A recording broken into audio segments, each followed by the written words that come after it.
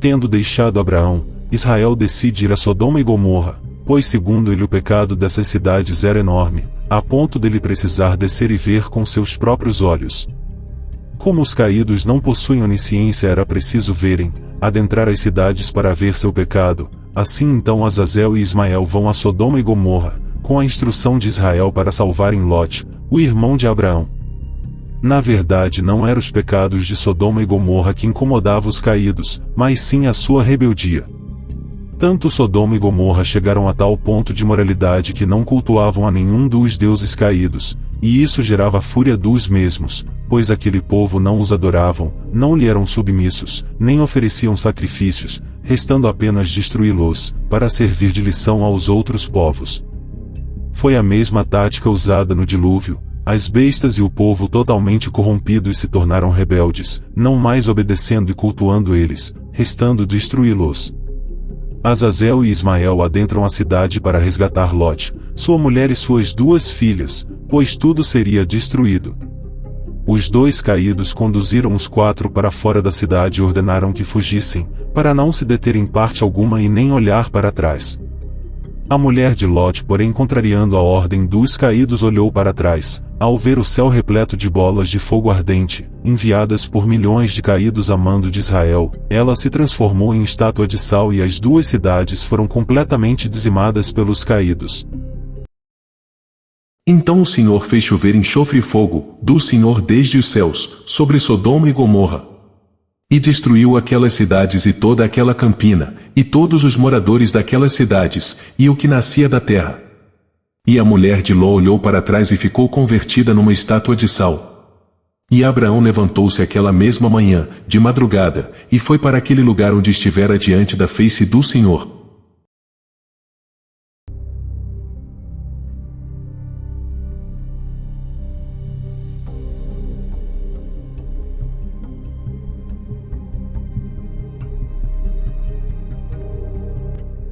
Saiu o sol sobre a terra, quando Ló entrou em Zoar. Lote, depois se refugiou em uma caverna, onde habitava com suas 2 filhas, a sua filha mais velha porém, vendo estar em um local desabitado, decide junto com sua outra irmã embriagar seu pai e ter relações com ele, a fim de manter a descendência do mesmo.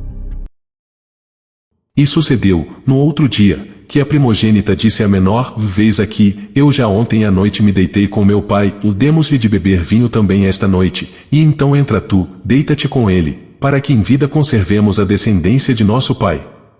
E deram de beber vinho a seu pai também naquela noite, e levantou-se a menor, e deitou-se com ele, e não sentiu ele quando ela se deitou, nem quando se levantou. E conceberam as 2 filhas de Ló de seu pai. Os caídos que destruíram 2 cidades inteiras por desculpa de sua imoralidade, salvaram as filhas de Lote, que embriagaram e tiveram incesto com o próprio pai. Isto prova que a destruição de Sodoma e Gomorra não foi em decorrência de seu pecado, mas sim de sua rebeldia, de não cultuarem os caídos nas figuras de deuses desta terra. E percebendo Israel que Lote e suas filhas eram submissos e da família de Abraão, ele decide salvá-los, e assim preservar sua descendência, que viriam das 2 filhas de Lote, a mais velha gerando Moab, de onde se originou o povo moabitas, e a mais nova gerando Ben-Ami, de onde vieram os amonitas.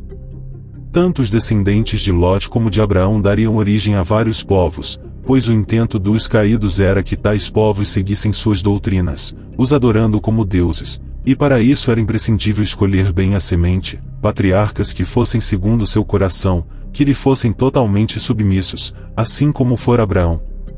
Assim como os filhos do Pai fazem a vontade do mesmo, amando uns aos outros, formando uma família unida, Israel decide fazer o mesmo, mas em oposto, com seu povo, seus servos, mas estes fazendo somente suas vontades, semeando terror e pecado entre as nações.